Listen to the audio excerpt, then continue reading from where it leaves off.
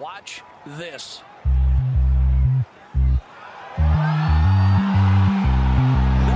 way!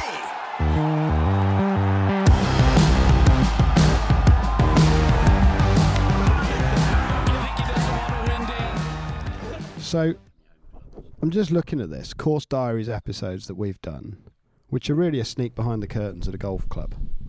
Yeah. We've not done that many for a while, actually. We've done one recently on travels at Allwoodley.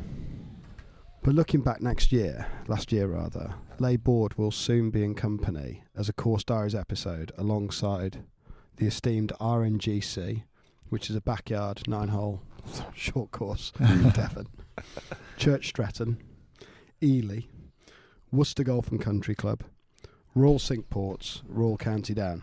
These are really good episodes at giving a look at some of the most potent golf experiences in the land, I'd say. So we've got Jack Laws with us, Director of Golf at Les Bordes. Director of Golf, yeah, that's what they give me. I keep turning up and, doing the job. And three-peat on the pod, Bruce Fitzpatrick, a rare guest these days. Yeah, Bruce, it's a joy to have you on as always. Thanks for welcoming me back to my own podcast, Sam. Great to be with you. What a setting. Absolutely. Yeah. It's great to have you boys, absolutely, and welcome. It's been a long time coming. We've been listening to the pod for a while, and congratulations on your success. It's been epic to see the rise. Yeah, no, well, what a treat to come down. I mean, there's no getting away from it. We're super lucky to be here.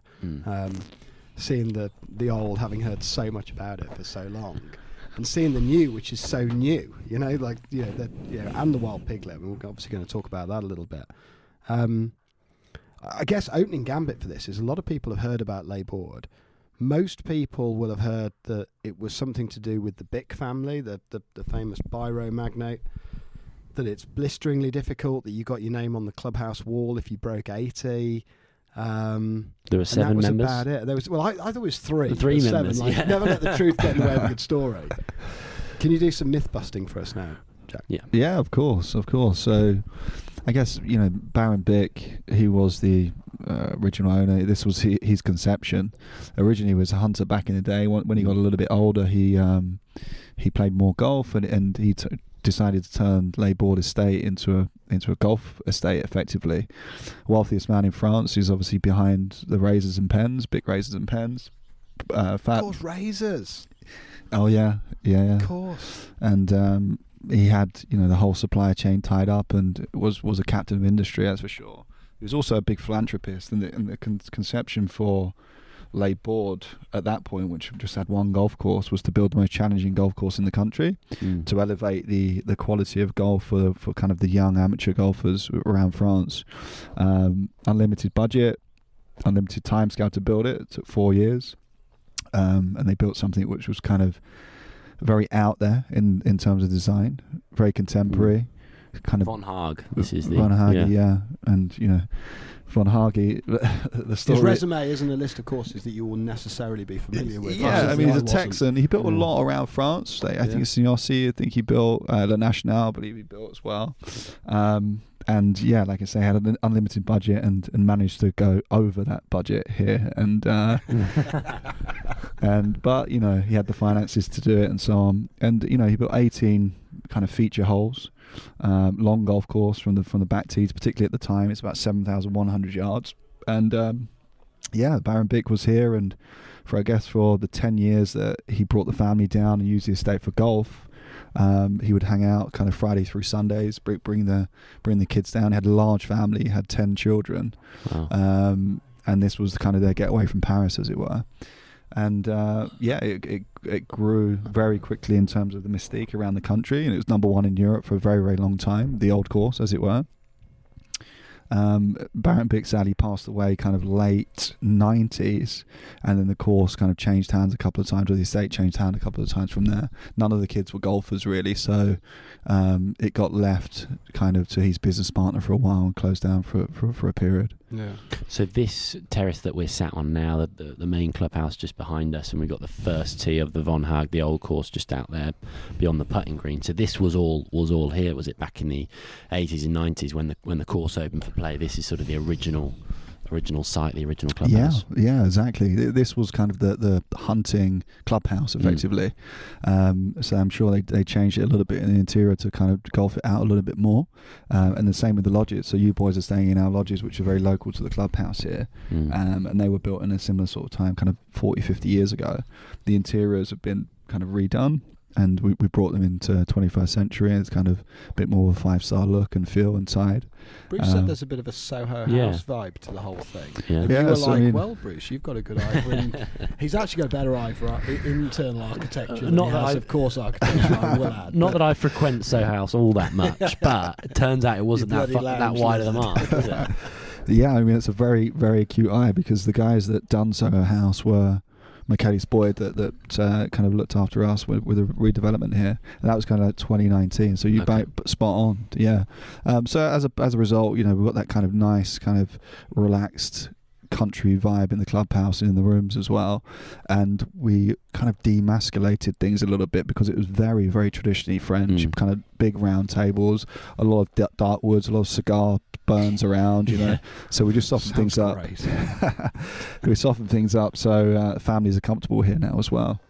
Nice. And the course, so that whole thing about the honours board, if you broke 80, is that absolute nonsense? Was that one of those? So it's a really good point. So it was actually, we did actually have the board. So when I first come here in August of 2018, the board was in the clubhouse, and if you broke 80, and I think it was if you finished with the same golf ball, you got your name on the board.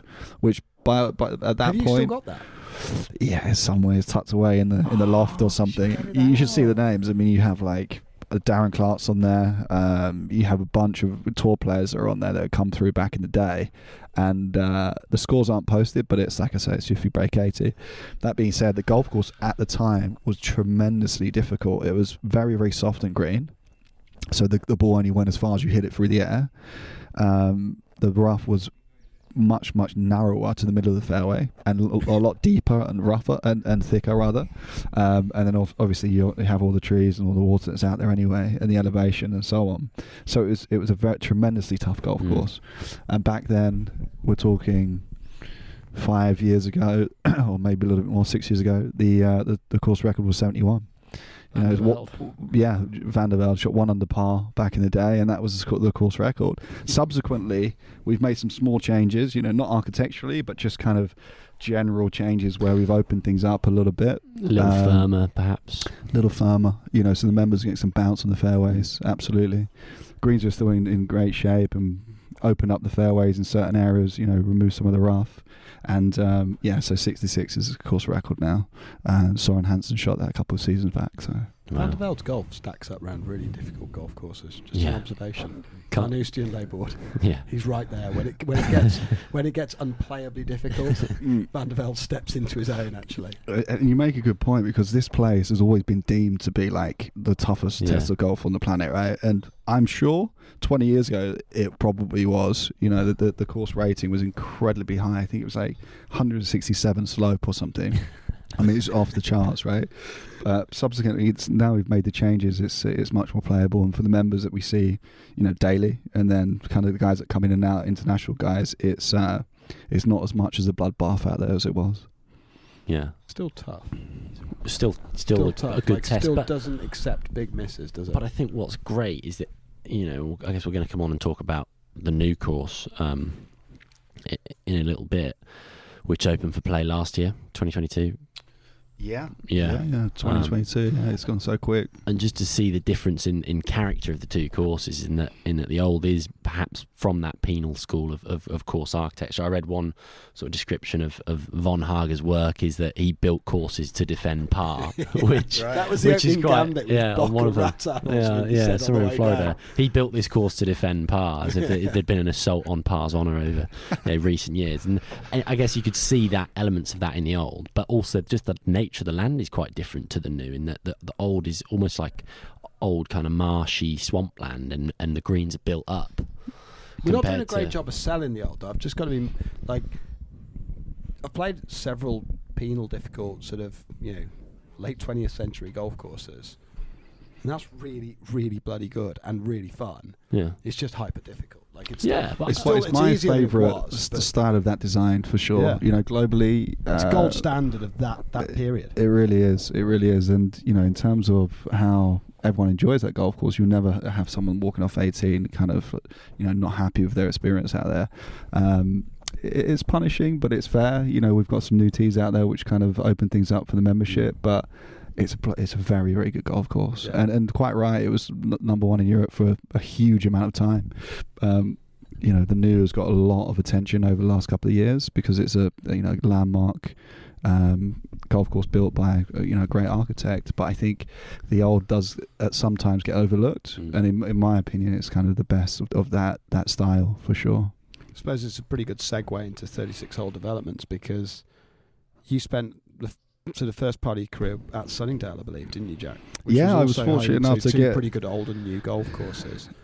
And here you've got just a massive contrasting styles, but you know, growing up in England, playing your golf around Surrey, Kent, around there, I suppose you get pretty good exposure to what the big facilities look like, right? Yeah, I've been very fortunate. I was, when I was a kid, growing up in London, my part of London was in Kent County, so I'd play a lot of my golf at Royal St George's, Deal, Littlestone. I was a member of a small club called Rochester and Cobham, and another one near London called Sundridge Park, which are both great. I was fortunate enough to kind of get into the game. I turned pro, and I quickly went back into education, and I eventually ended up at Sunningdale. And I remember actually I applied for the job, and there wasn't actually an opening at the club. They were advertising, but there were still assistants there, right? So I applied for the job, went for an interview, went back for a playing interview, wrote a letter, went back for another playing interview with the assistants. Like they're overserved. And then 8 months later, I got the gig. You know, someone had left, and I was kind of first in the line to come back through. So they used to do it in an interesting way. Keith Maxwell used to do it in an interesting way, where he'd have someone lined up ready to come in if one of his boys went off to the next level, as it were. And yeah, I mean, two of the greatest golf courses there are, really. You know, and certainly one of the best 36-hole experiences in the world. And I think it's a short list. You know, you're thinking of Wingfoot, you're thinking of Melbourne, you're thinking of Monterey Peninsula, and I'd like to think at some stage we're in that conversation as well. But Sunningdale for me is just a dream. It really was.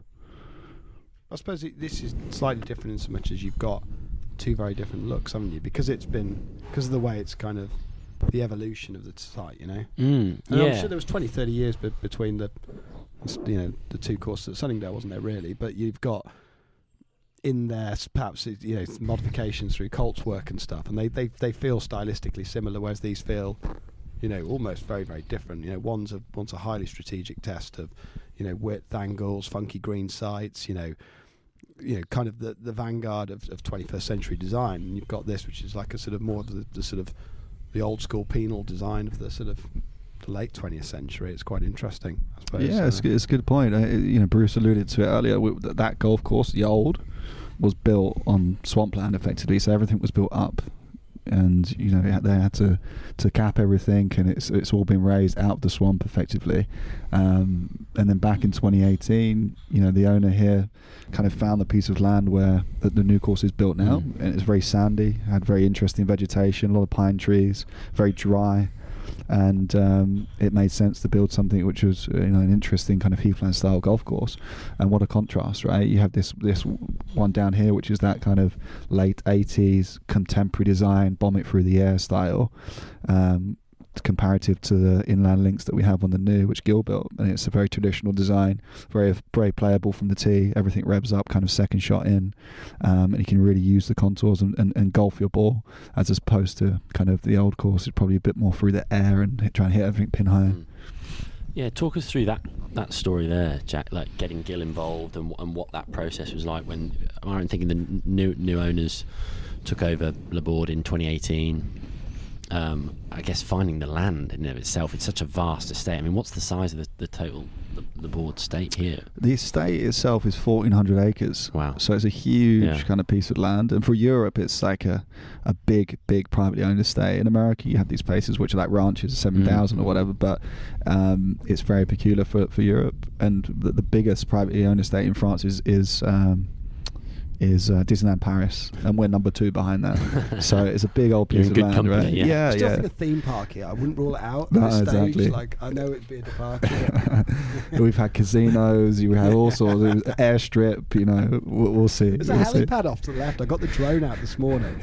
There's a helipad left of one, isn't there? Yeah, not in use this week, but we've got the helipad out, and it's extraordinary. Les Bordes' budget didn't stretch to that for us. I don't know. So yeah, I mean, in terms of your question was about the news specifically. Yeah. So that process coming in 2018, new ownership, thinking. I mean, presumably one eye on wanting to get to a 36-hole facility there. The land been identified at that moment in time, and Gil was fairly swiftly appointed as the architect. Was that right?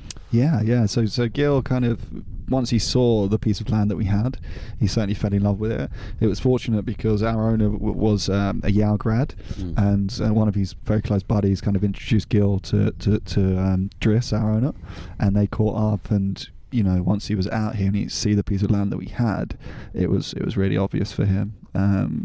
And kind of the direction of the club and the aesthetic of the estate and what we wanted in terms of the future of the membership and so on, it was really up his strata. So he pretty much immediately commenced the build, and lived with us. He was here for kind of 6 months and on and off for another 3 post that, and he would be in the clubhouse, have breakfast, have lunch, hang out, but he'd literally be physically on the dozer pushing the dirt around, and that was just a free education in golf course architecture. Yeah. I mean, the guy's an encyclopedia of knowledge. I was going to say, how intense is he to do? You can imagine he's like on it constantly. For sure, but he's also very congenial, Gil. So like, you hang out in front of the fire and be able to kind of deliver some interesting stuff back to membership who aren't necessarily parfait with the most esteemed architecture, as it were. And he's also a great hang. Like, he's a good guy to hang around. And he's a good lad. So yeah, I mean, he built that golf course in probably 9, 10, 11 months, that sort of thing, and then we seeded it, bedded it in, and got it moving from there. Fortunately, because it was a sandy site, he could get things off the ground pretty quickly. And then during COVID, we got a lot of work done, tree clearing and stuff like this. So behind the curtain of COVID, we managed to push things on greatly. But it was awesome working with him. I really enjoy his company, and he's a member here and a big part of the club and the culture as well. We see him regularly. I think he's booked in to come and see us at some point at the end of the season. He'll hang out, bring the wife down, and yeah, come back. I mean, we were chatting about it earlier when we were playing on the new.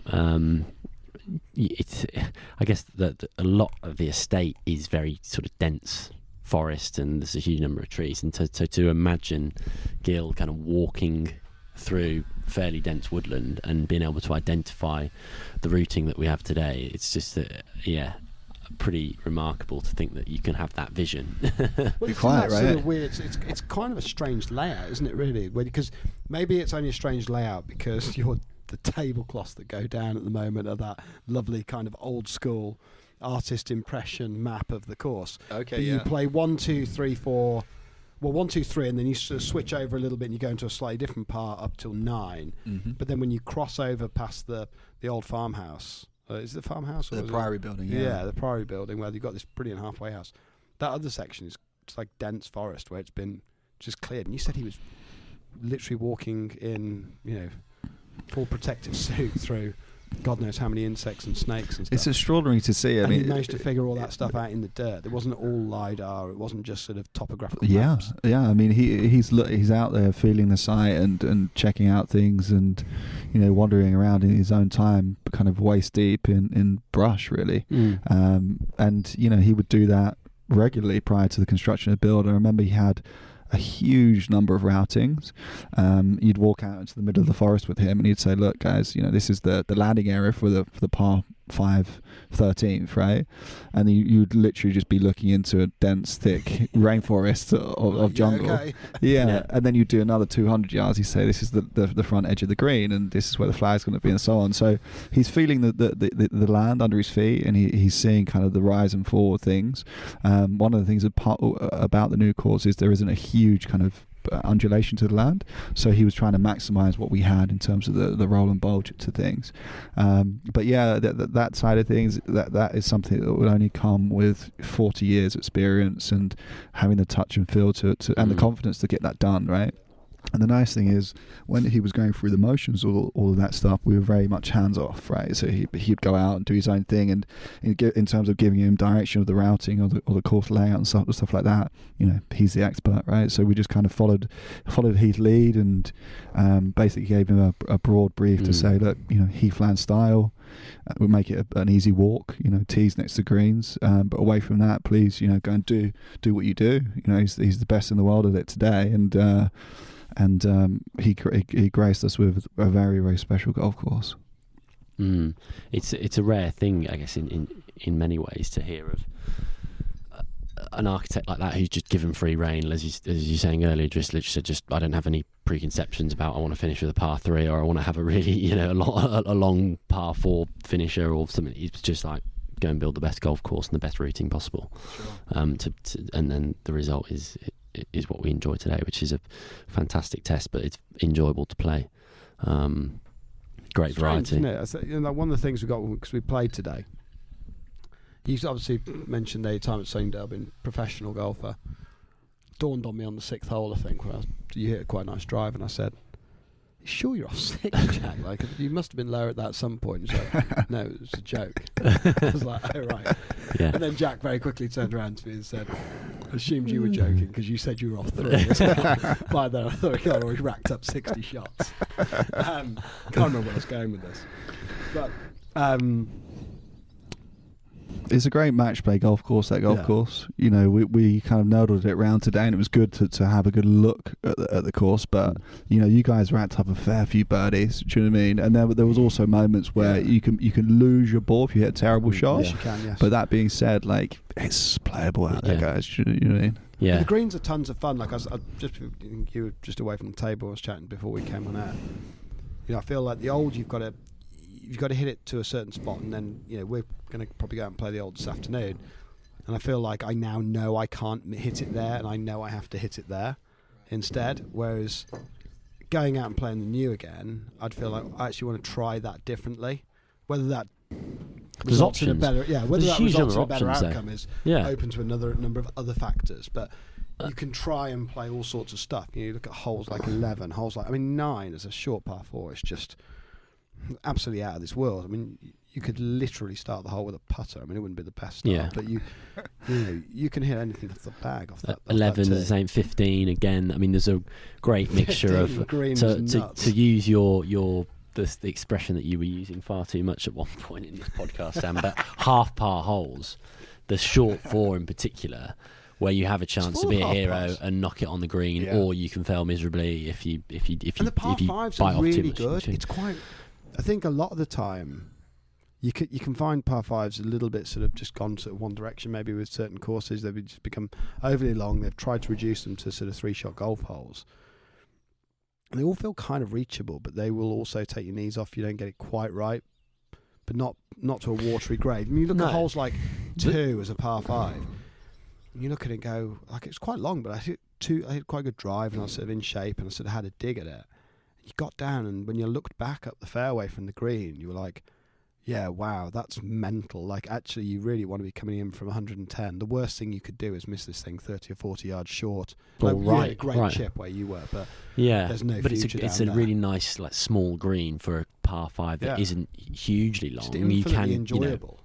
So I think that variety and the shot selection that you have there. But again, the turf is, as we were saying earlier, the turf is so different. Very sandy, a lot of chance to run the ball in, whereas on the old you feel like everything is through the air, pitch and stop. Very lush grass, isn't it? But do you think developments like this have become more about the golf? Like, I don't know, you notice, does the industry have these sort of things like, almost like there's this sort of one-man-upmanship that goes on, it's like things are constantly getting better, it feels, with things. There's lots of really good developments. You wind it back 30 years ago, and resort or developments, or elite, luxe clubs were sort of the golf real secondary estate projects, weren't they? Yeah, sure. I think everyone now wants a simulator in their clubhouse, right? And the whole kind of attitude towards golf has changed a little bit.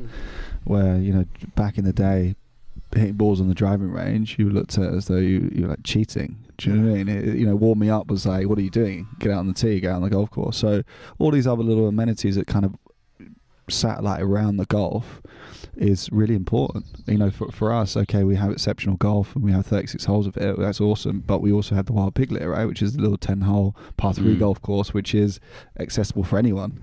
You know, so if that's as much fun as you can have playing golf. That is awesome, right? Yeah, we had a great time you there could come in last and night. just play the Piglet, and you could have 8 seriously in a few days. Because there's no hole over 140 yards. Most of them are probably between 65 and 95 yards. And the names of the holes are so You good. carry It's on, like yeah. Jelly Bean. Go on. I get excited with this. So The excited. baguette. Yeah, right? the baguette. Yeah.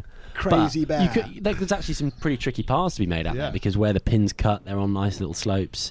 Yeah, dude, And I think mean, what strikes me about Les Bordes, just having been here for a couple of days, is that the golf is, as you were saying there, Sam, the golf is like right at the forefront. They're 2 top quality golf courses, but and clearly, you know, a number of the members you have here are very keen, discerning golfers. But the off course, it's very relaxed and just you know, such a welcoming place that to sort of sit and relax and chill out and almost take your mind off the golf. There's that kind of great contrast in the two. Yeah, it's great to hear that you guys are kind of absorbed that as well. I think, you know, times have changed somewhat, and I think when it comes to how these guys want to kind of spend their time, they want it in a kind of relaxed format, really. Yeah. Particularly if they're jumping on a plane and coming down here. And also we want to kind of make them feel comfortable where they can bring their wives, bring their kids, and just keep things kind of chilled, as it were. But that being said, you know, golf is the most important thing on the estate today, and we try and push the standards of the golf and elevate the golf kind of every week. We obviously played with Roman today, our superintendent, who joined us from Montfontaine, and he's got a great background, been out in the States and very well educated. And he's got a handle on both of those golf courses.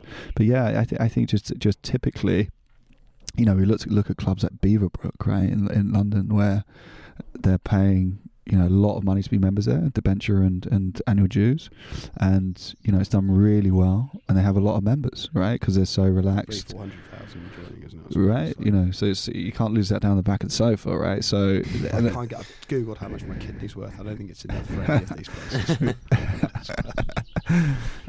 and you know, it's a very relaxed format, and they do a really good job in kind of driving the culture there.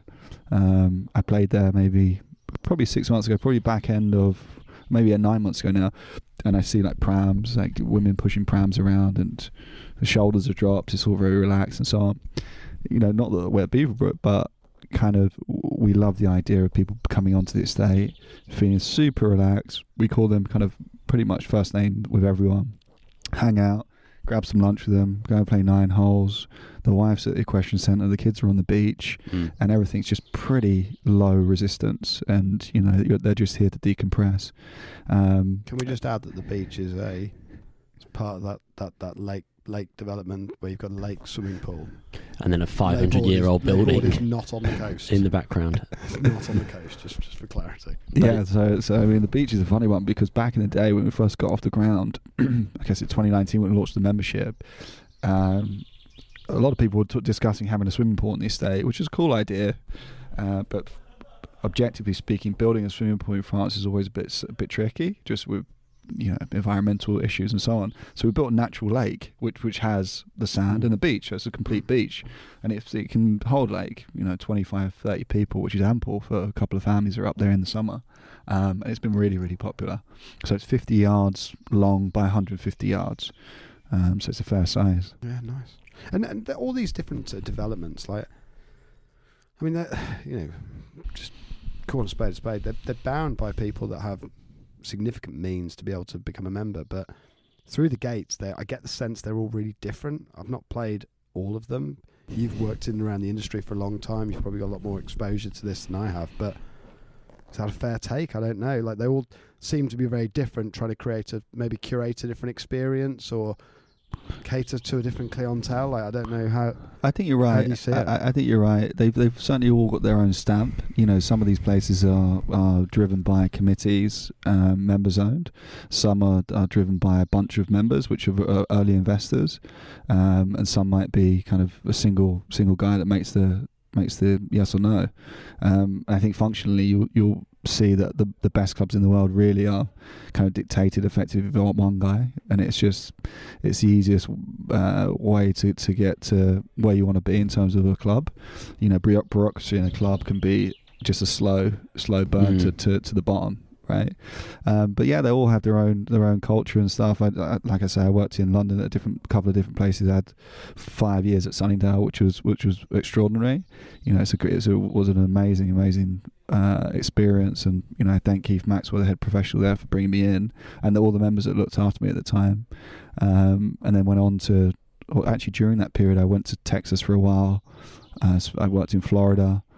I worked in Latvia for a while. Oh right, Yeah, Tell us about that. Yeah, so a friend of ours was building a golf course out in Riga, or Jurmala, which effectively is like the Hamptons of Latvia. Okay. I always thought it was the stag capital of Britain, to be honest. It was a really cool Latvia's spot. The Ryanair flight centre. Wizz Air or Baltic Yeah, Air. yeah. I was like their premium But customer. that's like the Hamptons.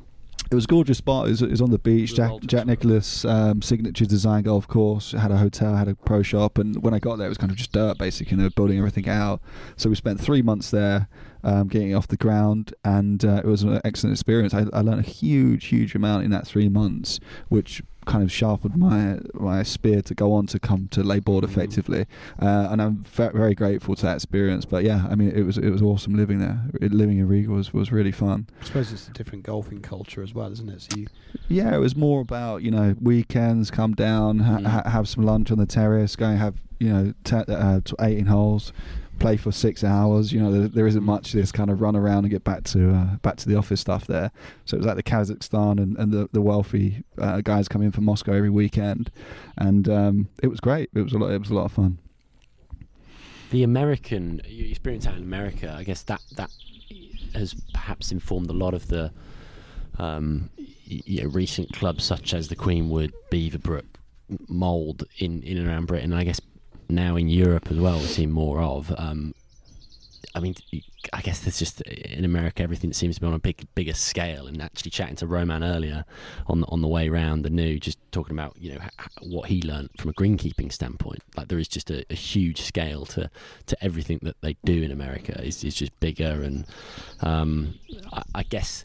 Not wanting to say that maybe we're limited in the vision that we've had in the UK, but it's obviously a different model and a different way of doing things, and the realities are that most UK golf clubs probably have a green staff of somewhere between 6 and 10, and when you go to America it'll be like 30, 35 for one course, and that informs the decisions of newer clubs that are popping up here and there, aren't they? I don't know.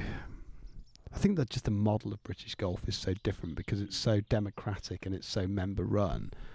And whilst you've still got sort of member run clubs in America, they have got huge budgets, and budgets give you real opportunity to innovate, don't they? Yeah, absolutely. Whether that's with financial merchandise and a mark, or like the course design, or bringing in, which side of the Atlantic do you want to work on if you're an architect? Well, it's hard to say it's not America, right? So, yeah, no doubt. And therefore, you're always going to consume the best of what you see over there. You see places like a Hoopy Match Club, and you see the fanfare that goes around that, or you see the fanfare around Stream Song or Band and Dunes. And it's not surprising you start to then see tidbits of that start to feed through, and it has shaped the way that we've got golf in Britain, and I think to maybe to a lesser extent Europe, haven't we? Because we've started to see playability is now the gold standard, But that's, I guess, we've always actually thinking it through now. The UK and Europe has always taken, not always, but certainly in the last 100+ years or so, has picked up trends in whatever area of life it is, whether it's sport, media, entertainment, business. From America, it's come through a certain number of years later and just sort of filtered through. And I guess it's natural that it's the case in golf as well. But I mean, you know, to come back to Les Bordes, I mean, the relatively small intimate membership you have here at the moment is quite international, from what I gather, isn't it? Yeah, very much so. Very much so. I mean, I think it's like 40% which are American, kind of 35% which are from the UK and predominantly London. Geneva is also a big one for us. We've got a couple of guys in Dubai, and the rest are spread around Europe. So it's a very, very international membership. They all love the game. You know, we've got a lot of good players which are members here, and you know the kind of underlining feature of all of these guys is their golf knowledge. Really, you've got all got high golf IQs, as it were. So when I come over from Sunnydale, there's a lot of boys that come over. A lot of guys come over from Queenwood as well. Kind of got us off the ground in terms of the founding membership. But we have a bunch from New York and West Coast America. But yeah, it's interesting. The American kind of model is primarily run around the finances, right? And the Americans do money very well. So you go out to these places in the middle of like Florida or something, and they'll be selling memberships for like $500,000, right? It's just, and there's a wait list. It's just the whole kind of perception on things is very different to kind of European and British kind of culture. Crazy. That's insane. I mean, with Les Bordes, and you have such a diverse and international membership there, do you find that there's quite a bit? It seems like quite a sociable club, though, in the sense that members mixing in, member guests, you have a few of those throughout the year, the member. When everyone comes here together, although they might have their own trips throughout the year, it's actually very clubby, and everyone sort of gets on and enjoys. Absolutely. Yeah. And kind of litmus test for that is how much members only product we sell, right. And we sell it by like the bucket load. And we have our member guests, which are pretty awesome. It's kind of one round on the new, one round on the old, round on the Wild Piglet, and like a gala dinner and some barbecues and stuff, and it's fantastic. We have 4 opportunities in no tea times and the seated meal to kind of mix everyone up, and you know, by the second morning, everyone has played with everyone. Everyone's hung out with everyone. Some guys have been in the clubhouse till 4 o'clock drinking whiskey, having a laugh. It's like a guy from Oakmont and another guy from Brohoff Slot. You know, they would never have mixed. So, you know, they have Les Bordes as the defining what kind of joins them, and we've built like a really cool culture here, and those events are really good for us. So next year we're actually going to add an additional event to the calendar for the membership as well. And what's that process like, going out and you know, kind of getting these early members to join? Because it's quite you know, it's not in the sort of a kind of hot golfing destination as you think, like straight off the bat. The Loire Valley is perhaps quite unknown, certainly, you know, not to be too disparaging towards American friends, but they just think, what, there's golf's going to play over there? Like, I guess their typical destinations in Europe would be Ireland, Scotland, maybe a bit around London as well. What did that process look like? Yeah, so in the early days, it was basically a lot of our network. So Dries, our owner, is very well connected in New York and London, actually, and now definitely in Geneva as well. And it's kind of friends of friends, and people had some sort of background of Les Bordes and absolutely loved the Old. You know, you and I have a mutual friend that the Old is his favourite golf course on the planet, and he's a very savvy golfer. And kind of off the mark, we priced it at a point where, you know, it was affordable for a lot of these younger guys, and we very quickly turned 0 members into like 100 members within 3 or 4 months. Wow. Like I say, Gil was part of that group as well. So it built up momentum in the early days super fast, and then sadly we rolled into COVID, kind of 2020, early phase, so everything was put on hold for a while. Then once we got out to the other end of COVID, we pretty quickly brought in another 60 guys, and again, they're all fitting the correct demographic of the club, and, you know, would be kind of assets for us to have on board and spread the word and almost be ambassadors, as it were. So it's an interesting process. Typically it's gone with member bringing in member, and then we do get some guys that will reach out inquiring and so on, and then there is a process that's set in place for that as well. We've closed local membership, so that's we can't take any more local memberships. International membership is still open, and national membership is still open as well. So it's exciting. Yeah, I suppose it's hard, isn't it? Because you want to, you know, with any club, you know, you want it to be like-minded to a certain degree. It doesn't mean that everyone has to share. Not every club has to be built in the same ethos, but there needs to be, I think, a level of kind of like-mindedness within the membership. And I suppose when, cost is a big barrier to entry at a place like Les Bordes. There's no stepping around that, and therefore, it's important to make sure that that must be quite hard, I would imagine, to then not solely focus on cost of the only thing. It's about making it like-minded. Yeah, exactly. I think the biggest thing that we have is that the experience is pretty cool. Like, it's pretty undeniable. Like, you can't really come here and have, unless you get rained on for a day or whatever, you can't really have a bad time. 150 this morning. I love that. You got your money's worth out there today. So once people visit, the penny very quickly drops. And it's like, oh, this is another string to my bow. I can definitely see myself here. And we're talking about some of our members have got 60 memberships. Do you know what I mean? So that they got 60. Yeah. We've got a member. I thought there was a 14 club rule that has 60 memberships. So can you imagine that annual dues in January? Kind of go through those. Whack, just boom, right? Straight on the floor. Yeah. So we're a second club. Obviously not to the locals. We see them all the time, and they're always here and hanging out. And it's great to have them. They support the club, and our Parisian members likewise. But for internationals, we're definitely a second club. Wow. For the majority of the membership, it is a second club, an overseas club, and I guess in a way, quite nice in that they're coming here. It's a getaway. They're looking to decompress. It's a tranquil environment. You're off to a winning start there straight away because you're in such beautiful surroundings, and to have two great courses and a brilliant clubhouse and amenities to just come and chill out. That's high praise, and we try and caveat that with having like a quite relaxed environment as well, right? So, these are important, interesting people. We're not kind of giving them a white glove service. They're excited to see myself or Oliver, who's our head pro, here, hang out and do play some golf or whatever. Take some lesson with one of the assistants, and bring their family and friends down. So we're fortunate in that regard, and our CEO does a fantastic job, and Roman does an awesome job with the golf courses, and now it's just kind of bouncing along in terms of membership, and we're certainly still open, and a club like this, much like a Beaverbrook and so on, take a couple of seasons to really get to that equilibrium when everything is taken care of by the membership's due, the annual dues, as it were. Favourite hole on development? I probably got a couple, but I love 15 on the new.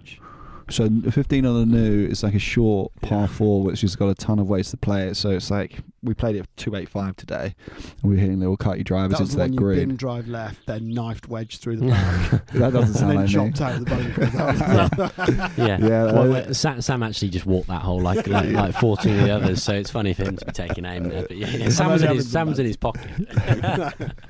The green. That's the one. Nuts, Exactly. Such a good golf hole. Once you play that a lot, you get the fear of God, and you know where not to hit it. And sadly, when your brain goes that way, you end up there. There's like a crazy rise at the front left of the green, isn't there? So it's totally drivable. Yeah.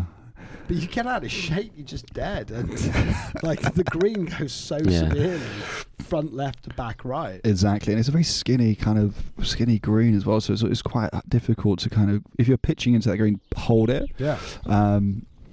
And once I hit that bunker shot, I very much wide-eyed looked at my partner in the hope that he would hit a tight shot to the flag, and he duffed it kind of 40 yards in front of him. So left it in the shadow. But it's a great hole. I love that golf hole, and I think that's Gil's favourite hole in development as well. Right?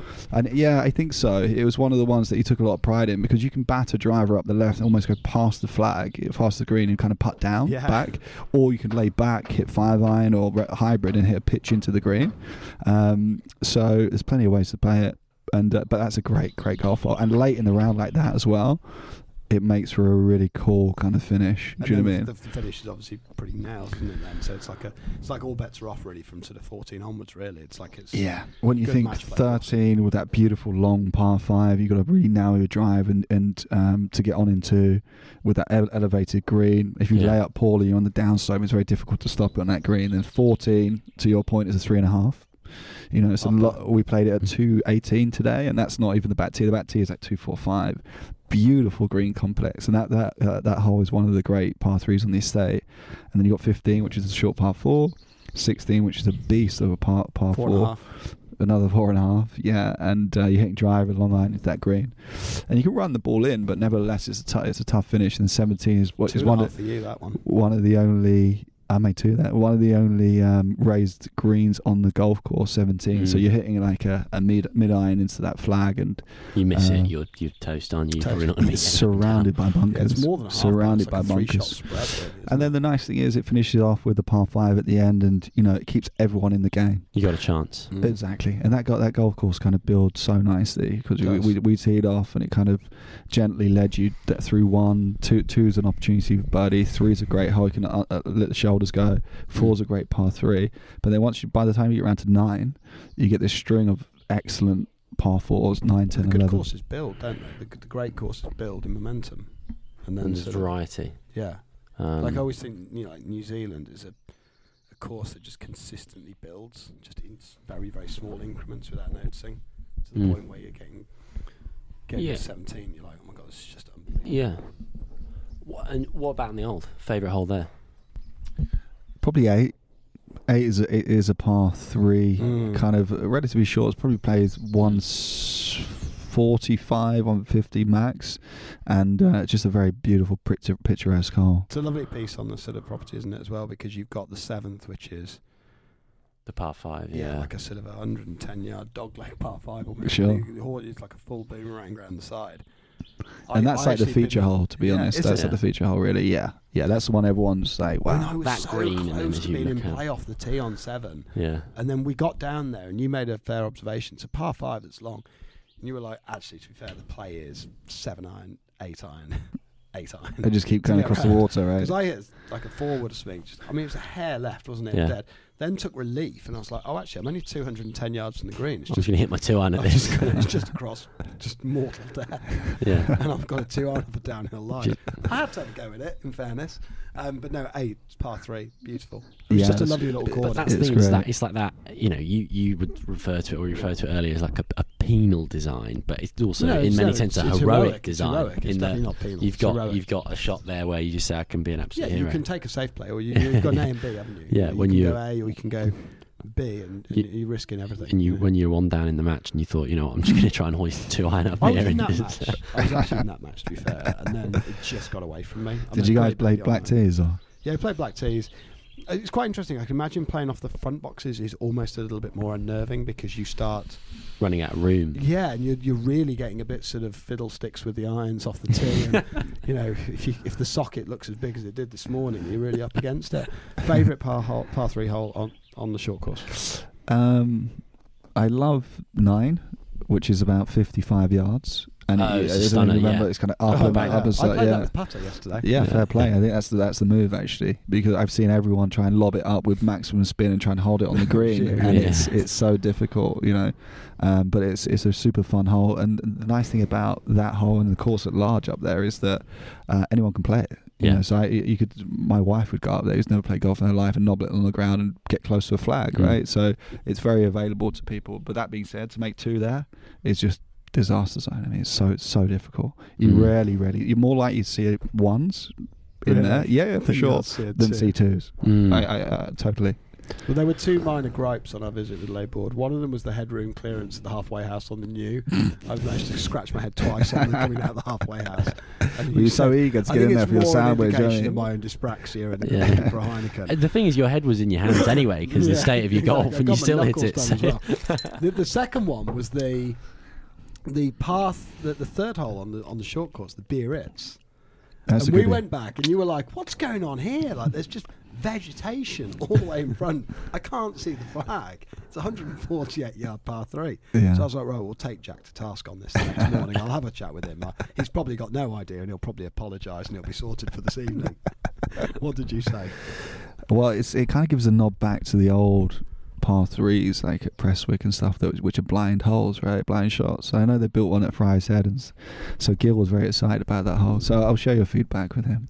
I like. Yeah, I get that. Because then you play the donut hole afterwards, which Absolutely, which is like the Riviera hole, right? Yeah, and so the whole thing's just. I mean, as the par 3 course goes, it's 1,000 yards of absolute fun, isn't it? You can be out Just there for hours, and you can whiz around that. I'm sure you guys did it in like 45 minutes, under an hour.